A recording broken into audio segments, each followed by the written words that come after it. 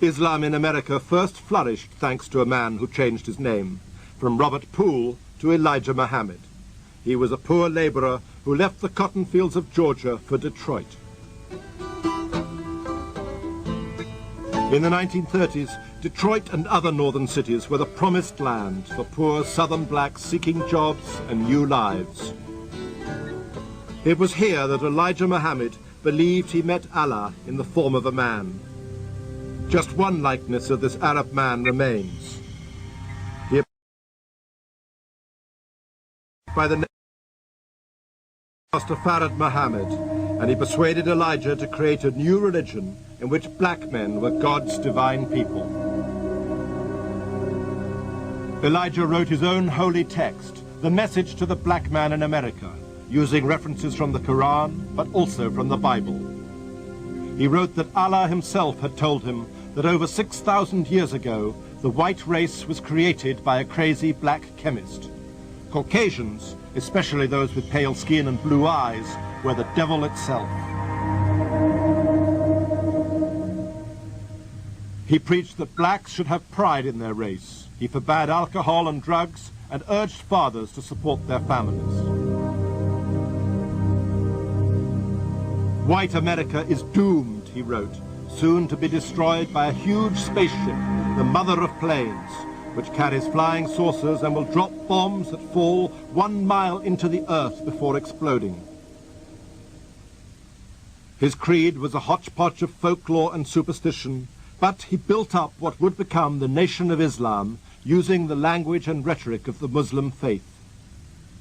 It's always a blessing to be in the presence of a man of God. It's a blessing to be in the presence of a servant of God. By the early 60s, the movement's spokesman and most charismatic orator was Malcolm X.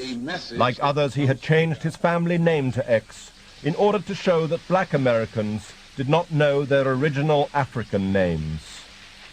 This great messenger, whom you are about to hear, has a message from God which consists of a solution from God that will solve the problem of the white man as well as the problem of the black man.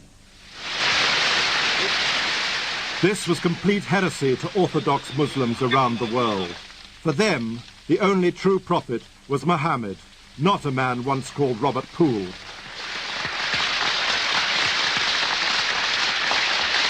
Hey, salam alaikum.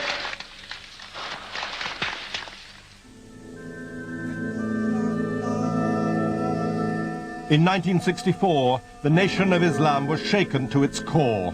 Malcolm X suddenly converted to Orthodox Islam.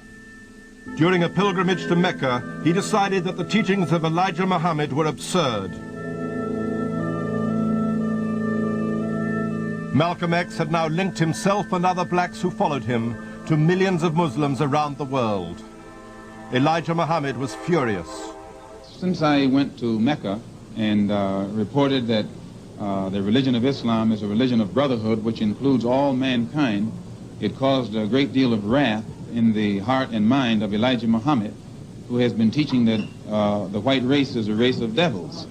When I wrote a letter back from Mecca while I was doing my religious pilgrimage, pointing out that at Mecca I found every specimen of humanity from the whitest white to the blackest black, and why it upset Mr. Muhammad because it more or less pulled the rug right out from the heart of his teaching.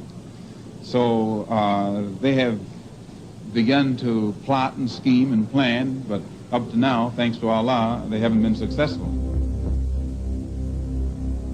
One of Elijah Muhammad's most zealous backers was a young protege named Louis Farrakhan. In the movement's newspaper, he launched a vitriolic attack on Malcolm X, calling him a hypocritical dog. A few months later, Malcolm X was assassinated. 2 members of the Nation of Islam were convicted of his murder.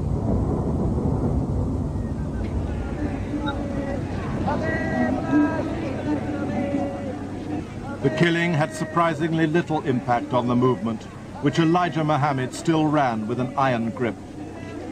Only a small group supported Malcolm X. The Nation of Islam branded him a traitor and continued to strengthen.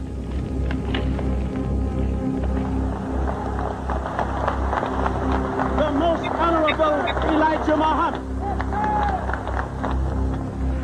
Louis Farrakhan replaced Malcolm X as Elijah Muhammad's closest advisor. The Nation of Islam was growing as the Black Power movement challenged traditional civil rights groups. One of its most famous converts was the boxing champion, Muhammad Ali. The nation remained secretive and militaristic. Elijah Muhammad demanded that blacks be given land to form their own nation, separate from the United States. They boast about what they have and what they will deprive us of. I say the earth belongs to the black man.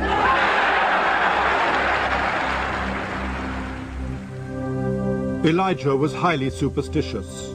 He thought 7 was a lucky number, so he chose his 7th son, Wallace Deen Muhammad, to succeed him as leader. This would have an astonishing effect on Islam in America.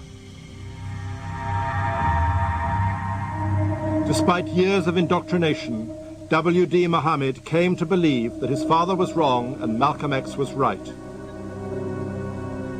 In 1975, Elijah Muhammad died, and his son W.D. sparked a revolution.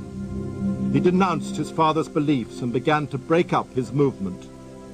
With the passing of the leader, we saw a need to go to the holy book of all the Muslims and base ourselves right there and root ourselves right in the Quran.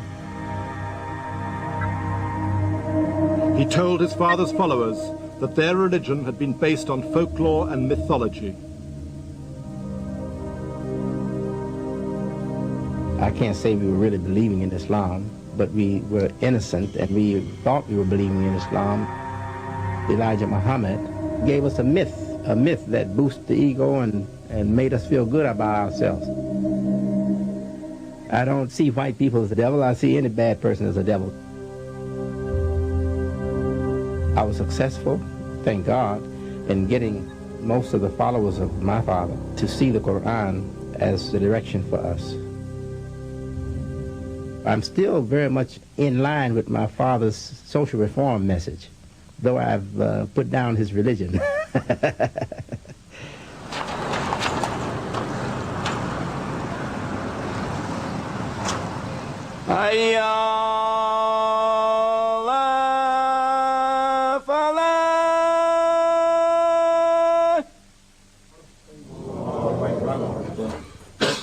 After W. Deen Muhammad dropped talk of destroying America and forming a separate black nation, the mainstream media ignored his movement. But it has been marching on. Over the last 6 years, the number of mosques has doubled. Orthodox Islam now has 2 million African-American followers. We're here today getting our physical food. We have to eat in order to While most whites associate Islam with terrorist bomb plots, W. Deen Muhammad's followers have been providing social services to the ghettos.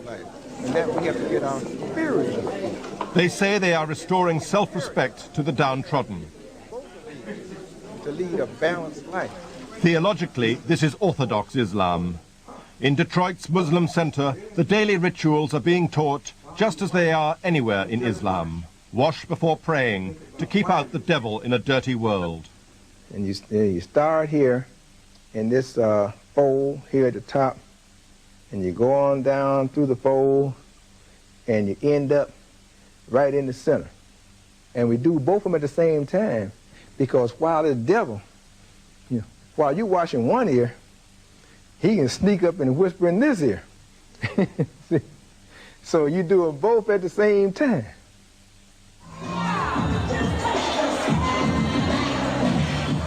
This is Islamic fashion. It's a far cry from the days of Elijah Muhammad. The people who follow his son say they are strengthened by Islam, but they don't want to be at war with white America.